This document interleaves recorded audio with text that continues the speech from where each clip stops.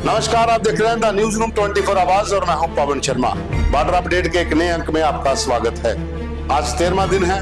पाकिस्तान ने बीती रात भी एलओसी के ऊपर कश्मीर से लेकर जम्मू संभाग तक फायरिंग की थी। सीज फायर का वायोलेशन किया था, भारतीय सेना की पोस्टों को टारगेट किया था।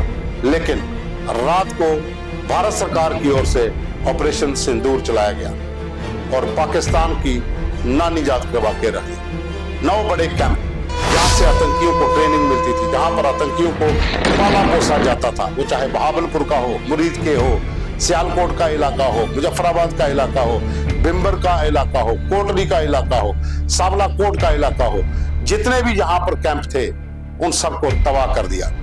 100 से ज्यादा मिलिटेंट जो है वो मारे गए हैं। जो अजहर मसूद है, जो जैश ए मोहम्मद का टॉप कमांडर, उसका आधे से ज्यादा परिवार मारा गया है। वो खुद चिल्ला रहा है। हाफिज सईद लापता है, सैयद सलाउद्दीन लापता है। हालांकि अजहर मसूद के बारे में भी ये खबरें हैं कि ये बयान किसी और से दिलवाया गया है, वो भी अभी लापता है। इस स्ट्राइक में कौन कौन मारा गया है अभी तक पाकिस्तान ने पते नहीं खोले हैं। लेकिन पाकिस्तान का ये मानना है कि भारत की ओर से जो स्ट्राइक की गई है इसमें काफी ज्यादा नुकसान हुआ है।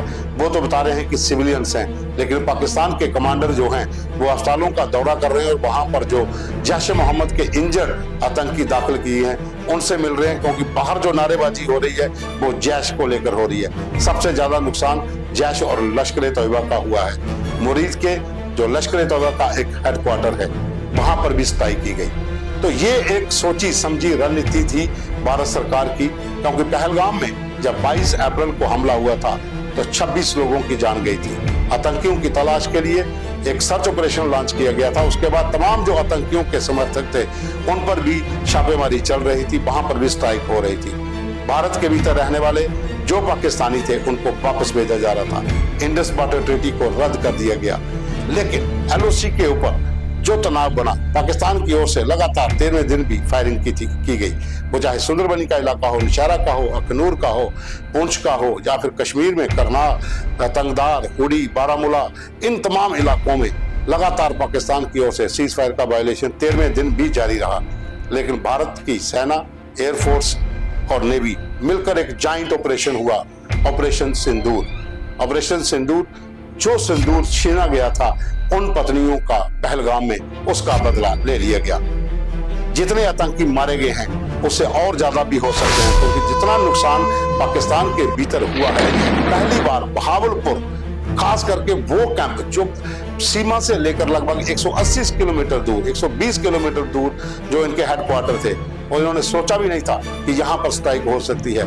लेकिन बीती रात वहां पर भी स्ट्राइक कर दी गई। इस बारे में भारतीय सेना, एयरफोर्स और विदेश मंत्रालय ने भी एक प्रेस कॉन्फ्रेंस करके बताया कि किस तरीके से पहलगाम का बदला लिया गया है। अगर हम दूसरी ओर बात करें इस समय पाकिस्तान की सेना की, तो सेना लगातार सीज फायर का वायोलेशन कर रही है। पुंछ के भीतर भारी गोलाबारी की जा रही है। पुंछ में बहुत ज्यादा नुकसान हमारे लोगों का हुआ है। वो सिविलियन को टारगेट कर रहा है, लेकिन हमारी फोर्सेस ने सिर्फ आतंकियों के कैंप तबाह किए हैं, ना कि किसी सिविलियन को और ना ही किसी सैन्य ठिकाने को निशाना बनाया गया है। लेकिन पाकिस्तान की ओर से लगातार शेलिंग पुंछ में की जा रही है, राजौरी में की जा रही है। वहां पर बहुत ज्यादा नुकसान हुआ है। 20 के करीब लोगों की मौत की खबरें आ रही हैं और बहुत से लोग घायल भी हैं।